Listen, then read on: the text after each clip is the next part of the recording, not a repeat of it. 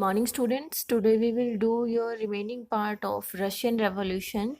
Before we start Feb Revolution, we should know about something: the First World War and Russian Empire. कि First World War का Russian Empire पर क्या effect पड़ा. Okay, in 1914, war broke between two European alliances. अब देखो, war हुई first world war. World war क्या होती है? जब बहुत सारी कंट्रीज लड़ने लग जाए, बैटल हो जाए बहुत सारी कंट्रीज में, उसको क्या बोलते हैं? World war. तो फर्स्ट वर्ल्ड वॉर हुआ 1914 में. किस किस कंट्रीज के बीच में हुआ वो? जर्मनी, ऑस्ट्रिया और टर्की एक तरफ थे, और फ्रांस, ब्रिटेन और रशिया एक तरफ थे. तो इनको ज्वाइंटली बोला गया अलाइड पावर, और इनको ज्वाइंटली बोला गया सेंट्रल पावर. ओके, देखो फिर ना, इनका ये वीक पड़ रहे थे बैटल में, ठीक है. बट इनको ज्वाइन किया अमेरिका ने. अमेरिका ने बाद में इनको ज्वाइन किया, और अमेरिका तो है ही सुपर पावर. तो इसके ज्वाइन करते ही इनका पलड़ा भारी हो गया. और कौन जीता फर्स्ट वर्ल्ड वॉर में? Allied power. कौन जीता? अलाइड पावर, जिसमें कौन था? फ्रांस, ब्रिटेन और रशिया. तो अब हम रशिया के बारे में ही पढ़ेंगे. अब देखो, in Russia the first world war was initially very popular, but later the support grow thin because tsar refuse to consult with main parties in Duma. अब जार ने मना कर दिया कि वो डूमा के साथ काम नहीं करेगा. जो उन्होंने पार्लियामेंट बनाई थी उसके साथ काम नहीं करेगा. जार तो अपने रूल रेगुलेशन चलाएगा, ठीक है. Russia आर्मीज lost badly in Germany and Austria. अब रशिया की आर्मी थी, उसने जर्मनी और ऑस्ट्रिया में वीक हो गए थे वो. There were over 7 million casualties and 3 million refugees by 1917 में जो रशिया में 3 मिलियन सिटीजन थे जो कंट्री में रहते थे, और 3 मिलियन रिफ्यूजेस थे जो फॉरेनर्स थे. The situation discredited the government and the tsar soldier did not wish to fight such war. अब जो वॉर चल रही थी उसमें जो गवर्नमेंट था और जार के जो सोल्जर्स थे वो फाइट नहीं करना चाहते थे, क्योंकि उनको पता था कि वो वीक है, वो हारेंगे ही. तो the war also affected the industry. अब जो फर्स्ट वर्ल्ड वॉर हुई थी ना, उसके इफेक्ट से इंडस्ट्री भी कम हो गई, ठीक है. Russia was cut off from other suppliers of industries goods by German control of Baltic sea. अब एक बेल्टिक सी था रशिया में जहाँ से एक्सपोर्ट और इम्पोर्ट होता था. वहाँ पे जर्मनी के लोगों ने कब्जा कर लिया, और रशिया भी बाहर से ना चीज़ें मंगवा सकता था और ना ही कर सकता, इंपोर्ट और एक्सपोर्ट नहीं कर सकता था, ठीक है. फिर क्या हुआ? By 1960 railway line began to broke down. क्या हुआ? रेलवे लाइन भी खत्म होने लगी, वीक पड़ने लगी. तो क्या था? रशिया पर बुरा इफेक्ट पड़ा था फर्स्ट वर्ल्ड वॉर का. Able bodied man were called up to war. अब देखो, जितने भी एबल लोग थे भी जो आर्मी में जा सकते हैं, उनको सबको आर्मी में भर्ती कर लिया और कहा कि तुम लड़ाई लड़के आओ. अब देखो, सबको ही भेज देंगे तो देयर वर लेबर शॉर्टेज हो जाएगी लेबर की, है ना. और स्मॉल वर्कशॉप जो एसेंशियल चीज़ों को बनाते हैं तो वो ख़त्म हो जाएंगे, वीक हो जाएंगे, वो भी उनकी लिमिटेशन हो जाएगी कंट्री में. Large supplies of grain were sent to feed the army. अब देखो, जो एक बड़ा हिस्सा था फूड ग्रेन का वो आर्मी को भेज दिया जाता था कि आर्मी को ज़रूरत है. For the people in the cities flour became scarce by the winter of 1916. Riots of the bread shop were common. तो अब देखो, फूड ग्रेन की कमी होने लगी, आटे की कमी होने लगी, है ना. तो फिर दंगे होने लगे. इन 1916 तक तो रोटी के लिए लड़ने लग गए थे लोग. इतनी बुरी हालत हो गई थी रशिया में. तो रिवोल्ट तो करना ही था ना लोगों ने. तो ये सब क्या हुआ था? फरवरी की बात है ये, ठीक है. तो फरवरी 1916 की. तो द फेब रेवोल्यूशन इन पेट्रोगार्ड. अब देखो, ये जो रशिया के लोगों को ना जर्मनी के लोगों से इतनी नफरत हो गई थी कि उनके देश में एक प्लेस था जिसका नाम था सेंट पीटर्सबर्ग. सेंट पीटर्सबर्ग, उसका नाम हटा के इन्होंने क्या रख दिया, पेट्रोग्रेड। ठीक है, ये जर्मन नेम होता है पीटर्सबर्ग, तो उन्होंने अपना नाम रख लिया इसका हटा के पेट्रोग्रेड। ठीक है, तो पेट्रोग्रेड में ये रेवोल्यूशन हुई। In the winter of 1917 Petrograd was grim. Petrograd भुखमरी की हालत में था। तो there were food shortage in the quarters of workers. अब जहाँ फैक्ट्रीज में वर्कर्स लोग काम करते थे ना, वहाँ पर फूड शॉर्टेज हो गई, खाने को उनके पास नहीं था।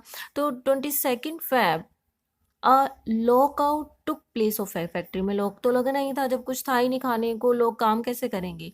Owner of company fired workers, जो कंपनी के ओनर्स थे वो सबको, वर्कर्स को भगा रहे थे कि हमारे पास काम नहीं है। अब जैसे यहाँ भी अब जो करंट सिचुएशन है वो भी तो ऐसी ही है, बस खाने के लाले नहीं पड़े हैं, शुक्र है भगवान का। पर अभी तो है ही है ना, फैक्ट्रीज में जब पैसा नहीं है, काम नहीं हो रहा, तो लोगों को हटा ही रहे हैं फैक्ट्रीज में से। So other workers of 50 other factories join the sympathy. तो जो वर्कर्स थे उन्होंने स्ट्राइक की, तो अदर अदर जो दूसरी दूसरी फैक्ट्रीज के लोग थे ना, उन्होंने ज्वाइन किया। ठीक है, अलग अलग फैक्ट्रीज के 50 लोगों ने ज्वाइन किया उस स्ट्राइक को। समझ में आ रहा है? Okay. Women also led and participate in the strike. इस स्ट्राइक में वुमेन्स ने भी पार्टिसिपेट किया। This came to be called the international women's day. तो 22 Feb को हम क्या बनाते हैं, हमारा इंटरनेशनल वुमेन डे। ये भी 1 मार्क्स का आएगा। ओके।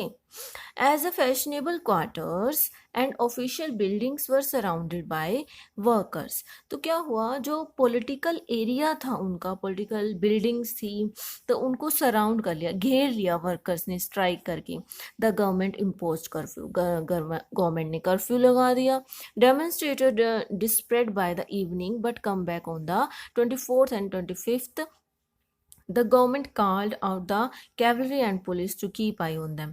अब जो डेमोन्स्ट्रेटर्स क्या होते हैं, जो पॉइंट्स करते हैं, जो स्ट्राइक करते हैं जो लोग, वो क्या, उन्होंने क्या किया, इवनिंग में जाकर वहाँ पर घेरा लगा लिया। ठीक है, सराउंड कर लिया उनको, घेर लिया। तो एक बार तो वो चले गए थे जब कर्फ्यू लगा दिया गवर्नमेंट ने, तो वो दोबारा आए 24th और 25th Feb को, कि गवर्नमेंट के पास, मीन्स गवर्नमेंट एरिया में वहाँ पर आई। तो गवर्नमेंट ने क्या किया, कैवलरी और पुलिस को बुला लिया और कहा इन पर नज़र रखनी है। अब देखो, on 25th Feb the government suspended the Duma.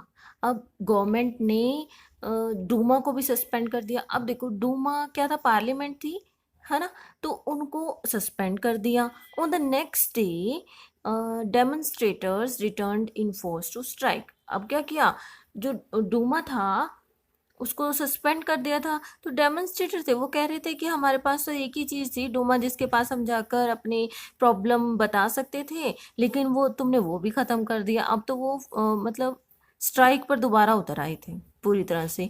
On 27th police headquarters were ransacked, means headquarters पर हमले हुए पुलिस के, और cavalry was called out again. फिर पुलिस को बुलाया गया और एक ऑफिसर को मार दिया वर्कर्स ने। तो जो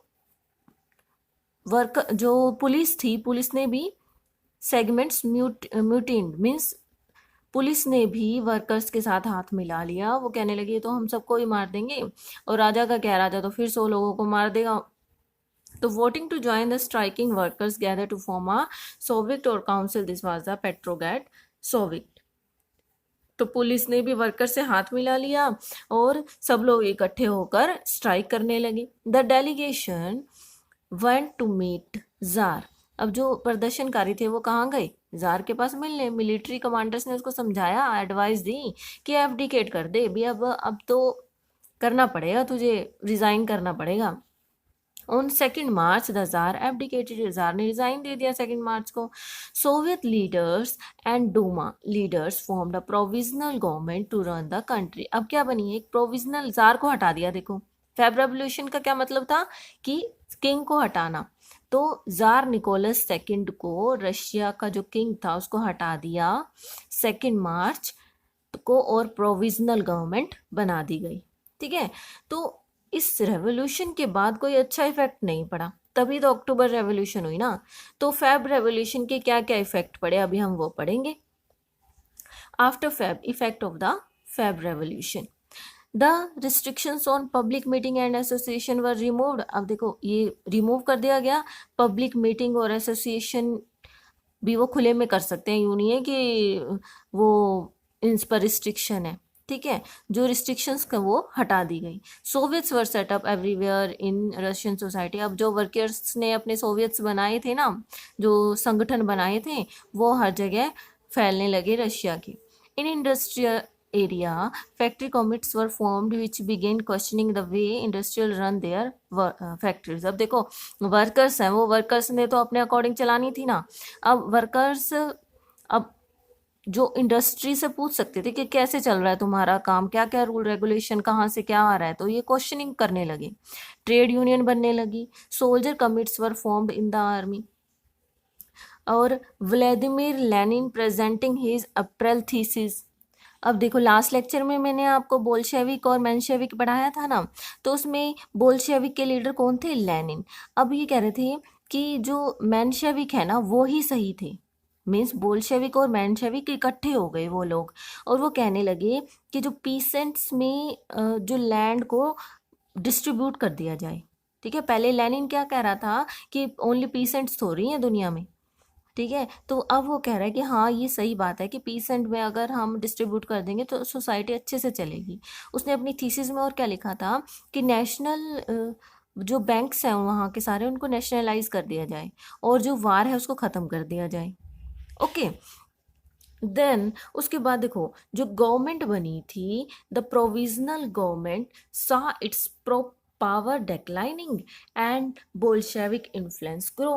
तो उसने देखा कि हमारी पावर तो कम हो रही है और बोल्शेविक के लोग ज़्यादा हो रहे हैं। Therefore decided to stern measures against the spreading discontent. तो जो कोई भी उनके खिलाफ बोलता उसको जेल में डाल दिया जाता था, ठीक है। It resisted attempts by workers to run factories and arrested the Bolshevik leaders. तो फैक्ट्रीज में जो वर्कर्स बोलते फालतू, तो बोल्शेविक लीडर्स होते थे उनके, तो उनको भी अरेस्ट कर लिया जाता था। Land committees were formed and peasant seizes land between July and September 1917। तो देखो यूँ हुआ था ना कि लैंड पीसेंट्स में डिस्ट्रीब्यूट कर दी जाए। अब क्या था, पीसेंट्स छीनने लगे, पीसेंट्स लैंड को छीनने लगे जिन जो लैंडलॉर्ड थे उनसे, सितंबर और जुलाई 1917 में, ठीक है। तो ये हालत हो गई थी, तभी तो अक्टूबर रेवोल्यूशन आई। तो अक्टूबर रेवोल्यूशन अब हम नेक्स्ट वीडियो में पढ़ेंगे, ठीक है। Till then keep learning at your home.